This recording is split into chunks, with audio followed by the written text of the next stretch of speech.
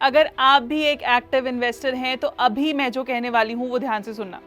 India में 32 lakh crore, I repeat 32 lakh crore की एक अपॉर्चुनिटी बनती दिख रही है, जिसके बारे में शायद मार्केट में ज्यादा बात नहीं हो रही है। हम 2032 तक इंडिया को $10 ट्रिलियन की इकोनॉमी बनाने का सपना देख रहे हैं। लेकिन सोचिए, अगर इंडिया की इकोनॉमी इतनी बड़ी होती है तो उस ग्रोथ को ग्राउंड लेवल पर एक्चुअली मूव कौन करेगा? इकोनॉमी बढ़ेगी तो फैक्ट्रीज में प्रोडक्शन बढ़ेगा, कंजम्पशन बढ़ेगा, ट्रेड और इंपोर्ट्स एक्सपोर्ट्स सब बढ़ेंगे, और जब चीजें ज्यादा बनेगी तो ज्यादा बिकेंगी, तो गुड्स का मूवमेंट भी ऑटोमेटिकली बढ़ेगा। यहीं से एक बहुत बड़ी अपॉर्चुनिटी क्रिएट हो रही है, दैट इज लॉजिस्टिक इंडस्ट्री में अपॉर्चुनिटी। आज इंडिया हर साल nearly 500 crore ton freight move करता है, 500 करोड़ टन, और जैसे जैसे प्रोडक्शन, कंजम्पशन, ट्रेड बढ़ेगा, ये मूवमेंट और भी एक्सेलरेट होगा। एस्टिमेट्स के मुताबिक 2032 तक India 800 crore ton freight annually move कर सकता है, और लॉजिस्टिक्स इंडस्ट्री का साइज 22 लाख करोड़ से बढ़कर 32 लाख करोड़ क्रॉस कर सकता है। यानी ये सिर्फ एक इंडस्ट्री नहीं, बल्कि इंडिया की ग्रोथ के साथ एक्सपैंड होने वाली मैसिव अपॉर्चुनिटी है। इसीलिए highways, dedicated freight corridors, ports और मल्टी मोडल कनेक्टिविटी पर भी तेजी से इन्वेस्टमेंट हो रहा है। अब इन्वेस्टर के पॉइंट ऑफ व्यू से सवाल है, ये 32 लाख करोड़ की इस अपॉर्चुनिटी का एक्चुअल में कौन से स्टॉक्स फायदा उठा रहे हैं? एग्जैक्टली यही हम इस वीडियो में बात करेंगे। पहले क्विकली समझेंगे कि इंडिया की लॉजिस्टिक्स वैल्यू चेन एक्चुअली काम कैसे करती है, और फिर देखेंगे 6 लिस्टेड कंपनीज जो इस अपॉर्चुनिटी के डिफरेंट पार्ट्स में ऑपरेट कर रहे हैं। तो चलिए शुरू करते हैं with your host Swati. Let's get started. Imagine करिए, फैक्ट्री में एक प्रोडक्ट बना, आपने ऑनलाइन ऑर्डर किया, लेकिन वो आप तक पहुंच ही नहीं पाया। क्यों? क्योंकि ट्रांसपोर्टेशन अवेलेबल नहीं था, या फिर वेयरहाउस अवेलेबल नहीं था आपकी सिटी में, या फिर लास्ट माइल डिलीवरी में कोई इशू आ गया। यानी एक सिंपल प्रोडक्ट को फैक्ट्री से कस्टमर तक पहुंचाने के पीछे पूरा इकोसिस्टम काम करता है, और चेन के एक भी सेगमेंट में प्रॉब्लम आई तो पूरी डिलीवरी इंपैक्ट हो सकती है। इसीलिए लिस्टेड लॉजिस्टिक स्टॉक्स को समझने से पहले इस वैल्यू चेन को हम क्विकली समझ लेते हैं। सबसे पहले आता है इसमें ट्रांसपोर्टेशन, मतलब फैक्ट्री से प्रोडक्ट को रोड, रेल, एयर कार्गो या शिपिंग के थ्रू मूव किया जाता है। प्रोडक्ट और डिस्टेंस के हिसाब से मोड चेंज हो सकता है। फिर आता है वेयरहाउसिंग। हर प्रोडक्ट फैक्ट्री से डायरेक्टली कस्टमर तक नहीं जाता। वेयरहाउसेज में प्रोडक्ट स्टोर, सॉर्ट और कंसोलिडेट होते हैं, ताकि डिमांड के हिसाब से राइट लोकेशन पर इन्वेंट्री अवेलेबल रहे। उसके बाद freight forwarding and container management आता है। लॉन्ग डिस्टेंस या इंटरनेशनल शिपमेंट्स में freight forwarders booking, documentation, customs और कंटेनर मूवमेंट कोऑर्डिनेट करते हैं। फिर स्पेशलाइज्ड सर्विसेज आती हैं दोस्तों। कुछ प्रोडक्ट्स को स्पेशलाइज्ड हैंडलिंग चाहिए होता है, जैसे फूड और मेडिसिन के लिए कोल्ड चेन, लिक्विड्स के लिए स्पेशलाइज्ड टर्मिनल्स, और इंपोर्ट्स एक्सपोर्ट्स के लिए कस्टम हैंडलिंग चाहिए होती है। और फाइनली आता है last mile delivery. Product city या लोकल डिस्ट्रीब्यूशन सेंटर तक पहुंच गया, लेकिन जर्नी तब तक कंप्लीट नहीं होती जब वो आप तक ना पहुंचे, तो यहीं पर ही आती है लास्ट माइल डिलीवरी। तो जर्नी कैसी हुई? Transport, warehouse, freight and handling, specialised services, और फिर आती है लास्ट माइल। और हर लेयर एक अलग बिजनेस अपॉर्चुनिटी क्रिएट करता है। लेकिन और एक चीज समझो कि लॉजिस्टिक्स को एक सिंगल होमोजेनियस इंडस्ट्री समझना यहाँ गलत होगा, क्योंकि हर प्रोडक्ट की रिक्वायरमेंट अलग होती है। ई कॉमर्स में स्पीड और लास्ट माइल डिलीवरी सबसे ज्यादा इंपॉर्टेंट होती है। फार्मा में टेम्परेचर कंट्रोल, स्टोरेज और ट्रांसपोर्टेशन इंपॉर्टेंट होता है। स्टील में low cost bulk freight, rail और पोर्ट्स, वाइल एलपीजी, एलएनजी और केमिकल्स के लिए स्पेशलाइज्ड स्टोरेज, टर्मिनल्स और सेफ्टी हैंडलिंग चाहिए। और हर कंपनी के लिए ये पूरी लॉजिस्टिक्स खुद मैनेज करना इजी नहीं होता, क्योंकि उनका मेन फोकस तो प्रोडक्ट और कस्टमर्स पर होता है। इसीलिए वो ट्रांसपोर्टेशन, वेयरहाउसिंग और डिलीवरी जैसे काम स्पेशलिस्ट थर्ड पार्टी कंपनीज को आउटसोर्स करते हैं। इसी को ब्रॉडली पार्टी लॉजिस्टिक्स या पीएल मॉडल कहते हैं। 3PL actual logistics operation handle करता है, while 4PL टेक्नोलॉजी के थ्रू मल्टीपल लॉजिस्टिक्स पार्टनर्स को कोऑर्डिनेट करता है। इसी वजह से लिस्टेड लॉजिस्टिक्स कंपनीज के मॉडल भी अलग होते हैं। कोई 3PL होता है, 4PL में है, तो कोई कंटेनर रेल, कोल्ड चेन या स्पेशलाइज्ड एनर्जी लॉजिस्टिक्स में होता है। तो ऐसे काम करता है लॉजिस्टिक्स इंडस्ट्री।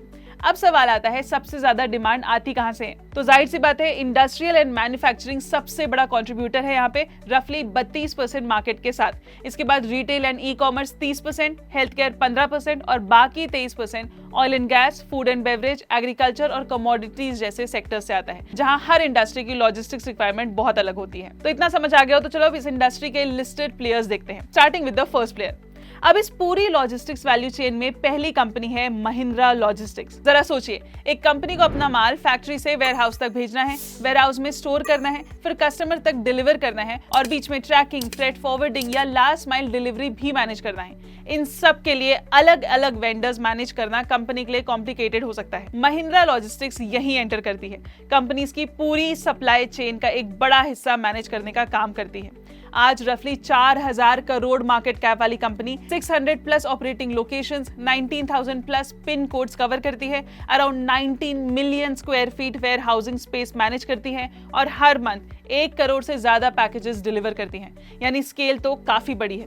कंपनी सिर्फ ट्रक्स और वेयरहाउसेस तक लिमिटेड नहीं है। Contract logistics, warehousing, multimodal transport, in factory logistics, B2B express, last mile delivery, freight forwarding और mobility solutions, logistics value chain के मल्टीपल पार्ट्स में इसका प्रेजेंस है। इसका लार्जेस्ट बिजनेस अभी भी कॉन्ट्रैक्ट लॉजिस्टिक्स है, लेकिन company e commerce, quick commerce और एक्सप्रेस लॉजिस्टिक्स जैसे फास्टर ग्रोइंग सेगमेंट्स में भी एक्सपांड कर रही है। और पिछले 1 साल में फोकस सिर्फ ग्रोथ नहीं, प्रॉफिटेबल ग्रोथ पर रहा है। सबसे बड़ा टर्न अराउंड अपॉर्चुनिटी है रिवीगो एक्सप्रेस, इसका B2B express business. Management delivery routes optimise करके, ट्रक्स को ज्यादा एफिशिएंटली यूटिलाइज करके और अननेसेसरी कॉस्ट रिड्यूस करके FY27 में एबिटा ब्रेक इवन का टारगेट रख रहा है। सिंपल शब्द में इस बिजनेस को लॉस मेकिंग से ऑपरेशनली प्रॉफिटेबल बनाना है। साथ ही कंपनी का लॉजी1 डिजिटल प्लेटफॉर्म कस्टमर्स को real time tracking, better visibility और data based supply chain decisions में हेल्प भी करता है। वेयर हाउसेज में भी कंपनी अनयूज्ड स्पेस को प्रोडक्टिव बना रही है। टारगेट है कि सितंबर 2026 तक 95% करंटली वेकेंट स्पेस प्रोडक्टिव हो। ई कॉमर्स, मैन्युफैक्चरिंग और टेलीकॉम से नए कस्टमर्स विंस भी मिल रहे हैं और नंबर्स में इनका टर्न अराउंड ऑलरेडी दिख रहा है। FY26 रेवेन्यू 15% बढ़कर 7,000 करोड़, एबिटा 33% बढ़कर 377 करोड़ हुआ और सबसे इंपॉर्टेंट FY25 में 36 करोड़ का लॉस था, जो FY26 में 8 करोड़ प्रॉफिट में टर्न हो गया। लेकिन जाहिर सी बात है, रिस्क भी हैं। नियरली 60% बिजनेस महिंद्रा ग्रुप से आता है, सो कस्टमर कंसंट्रेशन एक रिस्क है। लॉजिस्टिक्स वैसे भी लो मार्जिन बिजनेस है और फ्यूल प्राइसेस, लेबर अवेलेबिलिटी और एग्जीक्यूशन इश्यूज मार्जिन को हिट कर सकते हैं। वैल्यूएशन देखें तो स्टॉक 1x सेल से भी कम पर ट्रेड कर रहा है, इसलिए अगर कोई इसे पोटेंशियल री रेटिंग कैंडिडेट मानता है तो असली सवाल वैल्यूएशन नहीं, एग्जीक्यूशन है। क्या महिंद्रा लॉजिस्टिक्स एक्सप्रेस बिजनेस को सस्टेनेबली टर्न अराउंड कर पाती है और मार्जिन इंप्रूव कर पाती है? ये है असली सवाल। अब नेक्स्ट कंपनी है कॉनकॉर। कॉनकॉर को समझने से पहले एक सिंपल चीज समझते हैं, इंडिया में गुड्स मूव कैसे होते हैं और क्या रोड के कंपैरिजन में रेल ज्यादा एफिशिएंट हो सकती है। आज इंडिया का रफली 65% फ्रेट रोड से, 31% रेल से और सिर्फ 3% वाटरवेज से मूव होता है। लेकिन हर कार्गो के लिए रोड बेस्ट ऑप्शन नहीं होता। हाई वैल्यू या टाइम सेंसिटिव गुड्स के लिए रोड यूजफुल है, लेकिन कोल, सीमेंट, स्टील, कंटेनर्स जैसे हैवी कार्गो को हंड्रेड्स या थाउजेंड्स ऑफ किलोमीटर्स तक ले जाना हो तो रेल और वाटरवेज काफी चीपर पड़ते हैं। नंबर्स भी देखिए, रोड फ्रेट का कॉस्ट रफली 3.8 रुपीज पर टन किलोमीटर है, रेल का अराउंड 2 रुपीज, कोस्टल वाटरवेज का 1.8 rupees, while air freight is a massive 72 rupees. यानी राइट कार्गो को राइट मोड पर शिफ्ट करना कंपनीज के लॉजिस्टिक्स कॉस्ट को सिग्निफिकेंटली रिड्यूस कर सकता है। इसलिए गवर्नमेंट भी रेल फ्रेट का शेयर 31% से 45% तक ले जाना चाहती है, मेनली डेडिकेटेड फ्रेट कॉरिडोर्स के थ्रू। FY27 बजट में रेलवेज के लिए 2.92 लाख करोड़ एलोकेट हुआ, with focus on rolling stock and DFC completion. और इंडिया का 2030 तक $1 ट्रिलियन मर्चेंडाइज एक्सपोर्ट का टारगेट है। एक्सपोर्ट्स बढ़ेंगे तो कंटेनर्स, रेल फ्रेट और लॉजिस्टिक्स डिमांड भी बढ़ेगी। अब देखते हैं कि इस अपॉर्चुनिटी का फायदा कॉनकॉर कैसे उठा सकता है। कंटेनर कॉर्पोरेशन ऑफ इंडिया या कॉनकॉर इंडिया के leading container rail logistics companies में से एक है। सिंपल लैंग्वेज में, फैक्ट्री से एक्सपोर्ट कंटेनर को पोर्ट तक और इंपोर्टेड कंटेनर को पोर्ट से इंडस्ट्रियल एरिया तक रेल के थ्रू पहुंचाना इसका कोर बिजनेस है। लेकिन कॉनकॉर सिर्फ ट्रेन्स नहीं चलाता, इसके पास इनलैंड कंटेनर डिपोट्स यानी ड्राई पोर्ट्स का पैन इंडिया नेटवर्क है, जहां कंटेनर स्टोर होते हैं, कस्टम क्लियरेंस होता है और कार्गो हैंडल होता है। मतलब फैक्ट्री और पोर्ट के बीच की कंटेनर जर्नी का काफी बड़ा पार्ट कॉनकॉर मैनेज करता है। इसी इंटीग्रेटेड नेटवर्क ने कंपनी को स्ट्रॉन्ग पोजीशन भी दी है। एक टाइम पर कॉनकॉर का container rail market share 75 to 78% था, जो प्राइवेट कंपटीशन बढ़ने के साथ अब रफली 55% है। लेकिन इसका large ICD and terminal network, major ports के साथ कनेक्टिविटी और डिकेड्स में बिल्ट इंफ्रास्ट्रक्चर किसी नए प्लेयर के लिए रेप्लिकेट करना इजी नहीं है। अपॉर्चुनिटी भी बड़ी है। इंडिया में कंटेनराइजेशन अभी डेवलप कंट्रीज के कंपैरिजन में रिलेटिवली लो है। मैन्युफैक्चरिंग और एक्सपोर्ट्स बढ़ेंगे तो मोर गुड्स कंटेनर्स में मूव होंगे, creating more business for container logistics. एक इंपॉर्टेंट ट्रिगर है JNPT का वेस्टर्न डेडिकेटेड फ्रेट कॉरिडोर से कनेक्शन। मैनेजमेंट का मानना है कि इससे रोड से रेल की तरफ मोडल शिफ्ट एक्सेलरेट हो सकता है, ट्रांजिट टाइम रिड्यूस होगा और रेल और कॉम्पिटिटिव बनेगी, जिसका बेनिफिट कॉनकॉर को मिल सकता है। FY27 के लिए मैनेजमेंट एग्जिम वॉल्यूम्स में 8%, डोमेस्टिक वॉल्यूम्स में 15% और ओवरऑल हैंडलिंग वॉल्यूम्स में 9.5% ग्रोथ गाइड कर रही है। कंपनी नए ग्रोथ एरियाज भी एक्सप्लोर कर रही है। टैंक कंटेनर्स के through bulk cement, pharmaceutical exports के लिए औषधि एक्सप्रेस, नेपाल ट्रेड एक्सपेंशन और भारत कंटेनर शिपिंग लाइनिंग में पार्टिसिपेशन। साथ ही फ्यूचर डिमांड के लिए कंपनी हर साल रफली 900 से 1000 करोड़ केपेक्स करके कंटेनर्स, रेक्स और टर्मिनल्स एक्सपांड कर रही है। नंबर्स भी बिजनेस की स्टेबिलिटी दिखाते हैं। FY26 रेवेन्यू अराउंड 9450 करोड़ रहा और एबिटा मार्जिन 24% प्लस मेंटेन हुआ। कंपनी ने रिकॉर्ड 5.58 मिलियन TEUs हैंडल किए। TEU basically container capacity major करने के स्टैंडर्ड यूनिट है। सिंपल वर्ड्स में कॉनकोर ने अपनी हिस्ट्री में सबसे ज्यादा कंटेनर वॉल्यूम हैंडल किया। लेकिन रिस्क भी है। कॉनकोर का बिजनेस इंडिया के import export cycle, global trade और रेलवे पॉलिसीज पर डिपेंडेंट है। एक्सपोर्ट्स वीक हुए, जियोपॉलिटिकल डिसरप्शंस बढ़े या road to rail shift expected speed से नहीं हुआ तो वॉल्यूम्स इंपैक्ट हो सकते हैं। प्राइवेट कंटेनर ट्रेन ऑपरेटर्स की कंपटीशन भी मार्केट शेयर और प्राइसिंग पावर पर प्रेशर डाल सकती है। करंट मार्केट कैप रफली 40,000 करोड़ है और स्टॉक अराउंड 32x PE पर ट्रेड कर रहा है।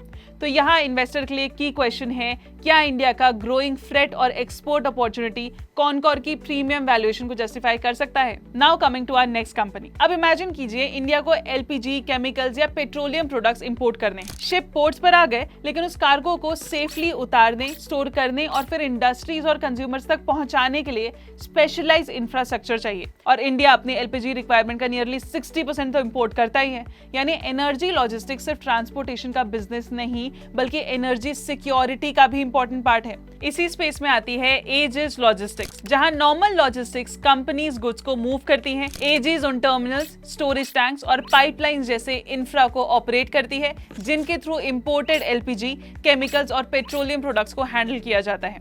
कंपनी के दो मेजर डिविजन्स हैं, गैस और लिक्विड। गैस डिवीजन में LPG का इंपोर्ट, स्टोरेज, डिस्ट्रीब्यूशन और लॉजिस्टिक्स होता है, while liquid division petroleum products, chemicals और एडिबल ऑयल्स के स्टोरेज टर्मिनल्स ऑपरेट करता है। इसके टर्मिनल्स इन सारे सिटीज जैसे की पोर्ट्स पर हैं। स्टोरेज के साथ पाइपलाइंस, रेल कनेक्टिविटी और डिस्ट्रीब्यूशन नेटवर्क के थ्रू कंपनी कस्टमर्स को एंड टू एंड सोल्यूशन भी देती है। एजिस का बिगेस्ट एडवांटेज इसका एसेट हेवी मॉडल है। एनर्जी लॉजिस्टिक्स में सिर्फ ट्रक से टेक्नोलॉजी से कंपटीशन नहीं होता। पोर्ट के पास land, safety approval, specialised tanks और इंफ्रा बिल्ड करने में ईयर्स लगते हैं। इसी वजह से एजिस ने ऑयल मार्केटिंग कंपनीज और इंडस्ट्रियल कस्टमर्स के साथ स्ट्रॉन्ग रिलेशनशिप बनाए हैं और रॉयल, वोपेक और इतोचू जैसे ग्लोबल पार्टनर्स के साथ पार्टनरशिप्स भी हैं। ग्रोथ के लिए कंपनी कैपेसिटी अग्रेसिवली एक्सपांड कर रही है। मुंबई और JNPT पर new liquid storage tanks, Pipavav में इंडिया का फर्स्ट इंडिपेंडेंट अमोनिया टर्मिनल और वंधावन पोर्ट जैसे अपॉर्चुनिटीज इवैल्यूएट की जा रही हैं।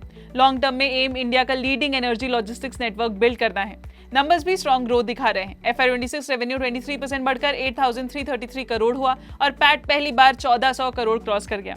गैस डिवीजन ने record logistics and distribution volumes deliver किए, वाइल लिक्विडिटी रिजर्व्स रफली 6,000 करोड़ तक पहुंच गए, giving the company a strong cushion for future expansion.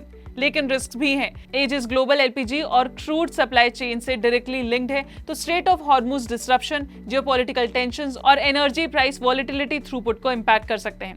साथ ही इतना अग्रेसिव केपेक्स करने के बाद नए टर्मिनल्स के एग्जीक्यूशन और यूटिलाइजेशन भी की मॉनिटरेबल्स रहेंगे। आज एजिस लॉजिस्टिक्स का मार्केट कैप रफली 45,000 करोड़ है और स्टॉक अराउंड 52x PE पर ट्रेड कर रहा है। यानी स्टोरी स्ट्रॉन्ग है, लेकिन इन्वेस्टर को ग्रोथ के साथ प्रीमियम वैल्यूएशन और एग्जीक्यूशन रिस्क भी कंसिडर करना होगा। तो दोस्तों, अब तक हमने लॉजिस्टिक्स के डिफरेंट पार्ट्स देखे, लेकिन इंडिया के फ्रेट का 65% अभी भी रोड्स पर मूव होता है। रोड ट्रांसपोर्ट का एडवांटेज सिंपल है, ट्रक फैक्ट्री से लेकर ऑलमोस्ट किसी भी लोकेशन तक डायरेक्टली जा सकता है, स्पेशली ई-कॉमर्स और लास्ट माइल डिलीवरी के लिए। प्रॉब्लम यह है कि इंडिया का ट्रकिंग मार्केट बहुत फ्रैगमेंटेड है।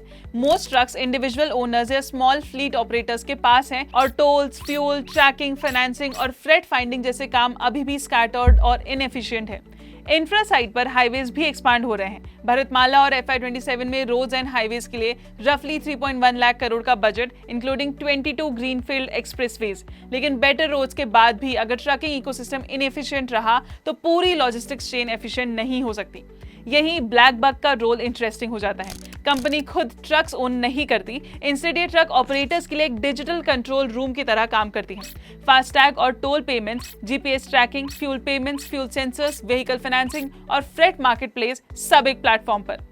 स्केल भी सिग्निफिकेंट है। मैनेजमेंट के according 8.8 lakh plus truck operators हर मंथ प्लेटफॉर्म पर ट्रांजैक्ट करते हैं, representing roughly 25 to 30% of India's trucking ecosystem. Company के 10,000 प्लस फिजिकल टच पॉइंट्स हैं और प्रेजेंस 80% प्लस डिस्ट्रिक्ट्स में है और एक active customer average 44 minutes per day app पर स्पेंड करता है, शोइंग स्ट्रॉन्ग एंगेजमेंट। इस मॉडल की सबसे इंटरेस्टिंग बात है एसेट लाइट नेचर। ब्लैकबक को ट्रक्स या वेयर हाउसेस खरीदने की जरूरत नहीं। जैसे एग्जिस्टिंग कस्टमर्स प्लेटफॉर्म पर और सर्विसेज यूज करते हैं, कंपनी की मोनेटाइजेशन और ऑपरेटिंग लेवरेज इंप्रूव होती है। इसीलिए मल्टी सर्विस यूजर्स की ग्रोथ ओवरऑल कस्टमर ग्रोथ से फास्टर रही है। अब नेक्स्ट ग्रोथ इंजन्स के लिए company AI powered super loads, freight marketplace और एसेट लाइट व्हीकल फाइनेंसिंग को स्केल कर रही है। आइडिया सिंपल है दोस्तों, टेक्नोलॉजी और एग्जिस्टिंग ट्रकर नेटवर्क का यूज करके ट्रक ओनर्स को बेटर फ्रेट अपॉर्चुनिटीज और फाइनेंशियल सर्विसेज देना।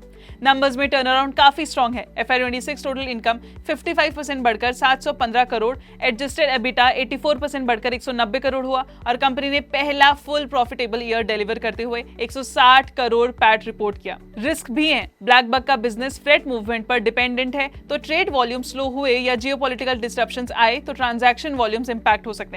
और सुपर लोड्स और व्हीकल फाइनेंस अभी इन्वेस्टमेंट फेज में है। इन्हें प्रॉफिटेबल स्केल तक ले जाना नेक्स्ट बिग एग्जीक्यूशन चैलेंज है। आज ब्लैकबक का मार्केट कैप रफली 9500 करोड़ है और स्टॉक अराउंड 55x अर्निंग्स पर ट्रेड करता है। ट्रेडिशनल लॉजिस्टिक्स कंपनीज के अनलाइक यहाँ इन्वेस्टमेंट स्टोरी ट्रक्स या वेयर हाउसेस की नहीं, डिजिटल नेटवर्क, कस्टमर अडॉप्शन और फ्यूचर मोनेटाइजेशन की है। अब दोस्तों लॉजिस्टिक्स का वो पार्ट आ गया है जिसे हम सब डेली एक्सपीरियंस करते हैं, ई कॉमर्स और एक्सप्रेस डिलीवरी। इंडिया में कंजम्पशन टियर 2 और टियर 3 सिटीज तक पहुंच रहा है, मैन्युफैक्चरिंग और एक्सपोर्ट्स एक्सपांड हो रहे हैं और ऑनलाइन शॉपिंग ने डिलीवरी एक्सपेक्टेशंस कंप्लीटली चेंज कर दी है। जो पहले नेक्स्ट वीक था वो आज नेक्स्ट डे और क्विक कॉमर्स में नेक्स्ट 15 मिनट्स हो गया है। इसी वजह से express and e commerce logistics segment around 14% growth से एक्सपांड होने का एस्टिमेट है। चैलेंज सिंपल है, करोड़ ऑफ पार्सल्स को वेयरहाउस से कस्टमर के डोर स्टेप तक फास्ट, रिलायबल और लोएस्ट पॉसिबल कॉस्ट पर पहुंचाना। यही डिलीवरी इंटरेस्टिंग हो जाती है। कंपनी ने एक इंटीग्रेटेड लॉजिस्टिक्स नेटवर्क बिल्ड किया है जिसमें express parcel delivery, part truckload freight, warehousing, cross border logistics और सप्लाई चेन सर्विसेज एक कॉमन टेक्नोलॉजी प्लेटफॉर्म के थ्रू कनेक्टेड है। विजन है इंडिया के कॉमर्स इकोसिस्टम का लॉजिस्टिक्स ऑपरेटिंग सिस्टम बनना। कंपनी ने एक्विजिशन के थ्रू भी स्केल बिल्ड किया है, with the most important recent move being Ecom Express acquisition. Ecom Express का रूरल और ईस्टर्न इंडिया में स्ट्रॉन्ग नेटवर्क था। इस एक्विजिशन से डिलीवरी को सिर्फ मोर शिपमेंट्स नहीं मिले बल्कि geographic reach, customers, sorting infra और नेटवर्क डेंसिटी भी इंप्रूव हुई। और लॉजिस्टिक्स में स्केल का एक इंपॉर्टेंट एडवांटेज होता है, जितनी ज्यादा पार्सल सेम नेटवर्क से मूव होते हैं उतनी कॉस्ट पर पैकेज रिड्यूस हो सकती है। यानी नेटवर्क बड़ा होता है तो एफिशिएंसी भी इंप्रूव होती है, making it harder for competitors to replicate. इसका इंपैक्ट फाइनेंशियल्स में भी दिख रहा है। FY26 में डिलीवरी ने पहली बार 1 billion express parcel shipments cross किए। Services revenue 10,486 crore, EBITDA margin 4.2% से इंप्रूव होकर 7.3%, पैट 347 करोड़ रहा और कंपनी ने 3 साल में पहली बार positive free cash flow generate किया। फिजिकल नेटवर्क के साथ टेक्नोलॉजी भी इसका मोट है। 18,800 plus pin codes, AI powered routing, warehouse automation, robotics और प्रोप्राइटरी सॉफ्टवेयर जो एड्रेस एक्यूरेसी और फ्लीट यूटिलाइजेशन जैसे प्रोसेस ऑप्टिमाइज करते हैं। और जैसे जैसे नेटवर्क पर शिपमेंट्स बढ़ते हैं, डेटा और टेक्नोलॉजी इंप्रूव होती है, कॉस्ट पोटेंशियली रिड्यूस होती है और नेटवर्क एडवांटेज स्ट्रॉन्गर होता है। डिलीवरी का मार्केट कैप रफली 35,600 करोड़ है और स्टॉक अराउंड 3.4x सेल्स पर ट्रेड कर रहा है। मार्केट का बेट है कि हायर वॉल्यूम्स के साथ ऑपरेटिंग लेवरेज मार्जिन्स को और इंप्रूव करेगा, इसलिए वॉल्यूम्स और मार्जिन्स की मॉनिटरेबल्स हैं। रिस्क साइड पर कंपटीशन इंटेंस है। Amazon, फ्लिपकार्ट और मीशो का वेल्मो अपनी लॉजिस्टिक्स कैपेबिलिटीज एक्सपांड कर रहे हैं और ई-कॉम एक्सप्रेस एक्विजिशन को सक्सेसफुली इंटीग्रेट करके एक्सपेक्टेड सिनर्जीज रियलाइज करना भी क्रिटिकल है। लेकिन अगर डिलीवरी का focus end to end logistics operating system बनने पर है तो शैडोफैक्स ने एक मोर फोकस पोजीशन ली है दोस्तों, लास्ट माइल और हाइपर लोकल डिलीवरी। यहाँ स्पीड सबसे ज्यादा इंपॉर्टेंट है। Company express delivery, quick commerce, same day delivery, reverse pickups और हाइपर लोकल लॉजिस्टिक्स हैंडल करती है। आज शैडोफैक्स इंडिया की largest third party quick commerce logistics companies में से एक है, रिवर्स पिकअप्स में मार्केट लीडर है और नेशनल स्केल पर सेम डे डिलीवरी ऑफर करने वाले फ्यू 3PL प्लेयर्स में से एक है। स्केल भी रैपिडली ग्रो हुआ है, 16,372 पिन कोड्स और 2.9 लाख एक्टिव डिलीवरी पार्टनर्स। ये नेटवर्क ही क्विक डिलीवरीज को इकोनॉमिकली वायबल बनाने में हेल्प करता है। शैडोफैक्स का मार्केट कैप रफली 14,000 करोड़ है और स्टॉक अराउंड 3.5x सेल्स पर ट्रेड कर रहे हैं। यानी दोनों companies e commerce logistics opportunity पर बेट कर रहे हैं, लेकिन delivery is building a broader logistics ecosystem while Shadowfax is focused on winning the last mile. तो दोस्तों, जैसा कि हमने देखा कि इंडिया सिर्फ हाईवेज, रेल कॉरिडोर्स और पोर्ट्स नहीं बना रहा, बल्कि एक ऐसा लॉजिस्टिक्स इकोसिस्टम बिल्ड कर रहा है जो अगले 20 सालों की इकोनॉमिक ग्रोथ को सपोर्ट करेगा। और इसी ट्रांजिशन के बीच कुछ बिजनेसेस सिर्फ इस चेंज का पार्ट होंगे, जबकि कुछ इस चेंज के बिगेस्ट बेनिफिशियरीज बन सकते हैं। अगर आपको ऐसे ही डेटा बैक्ड बिजनेस एनालिसिस पसंद आते हैं तो वीडियो को लाइक करिए, चैनल को सब्सक्राइब करिए और कमेंट में बताइए कि अगला एनालिसिस किस सेक्टर पर आप देखना पसंद करेंगे। मिलते हैं अगले वीडियो में। Mutual fund investments are subject to market risks. Read all scheme related documents carefully.